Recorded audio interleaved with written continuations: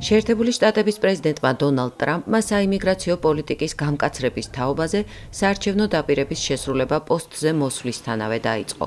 ამერიკული მედიით ვრცელდება ვიდეოები, სადაც ჩანს თუ როგორ ამგზავრებენ ასობით უსაბუთო მიგრანტს სამხრეთ ამერიკის ქვეყნებში, მათ შორის გვატემალასა და კოლუმბიაში.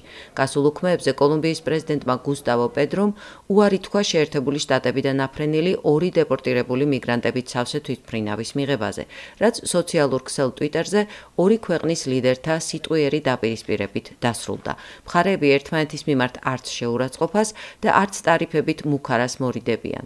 საბოლოო ჯამში რამდენიმე საათის შემდეგ ბოგოტა ვაშინგტონთან დათმობაზე წავიდა და მიგრანტები მიიღო. ახლა საზოგადოებრივი და ეროვნული უსაფრთხოების საკითხებს ვწყვეტთ. პრიორიტეტებით ვსაზღვრავთ. პრეზიდენტ ტრამპის პირობას ვასრულებთ. თუმცა მოგვიანებით ქვეყნის მასშტაბით მეც დავაკავებთ. კოლუმბიის საგარეო უწყება მოლაპარაკების გამართვის მიზნით ვაშინგტონში გასაგზავნად დელეგაციას ამზადებს. ჩვენ გავაგრძელებთ დეპორტირებული კოლუმბიელი ქალებისა და კაცების მიღებას. როგორც მოქალაქეებს, მათ უფლებების დაცვისა და ღირსეული პირობების დახვედრის გარანტიას ვაძლევთ. ორ ლიდერს შორის დაპირისპირება მოულოდნელად დაიწყო. ეს შუაღამით ტვიტერზე დაიწყო.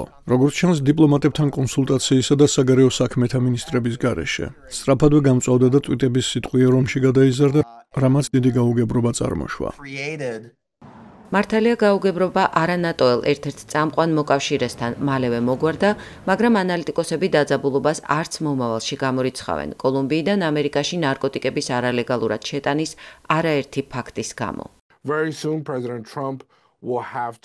პრეზიდენტ ტრამპს მალე მოუწევს ნარკოტიკებთან დაკავშირებული უსაფრთხოების პრობლემების გადაჭრა. ჩემი აზრით, ეს ორი ქვეყნის ურთიერთობებში მომდევნო დაბრკოლება იქნება.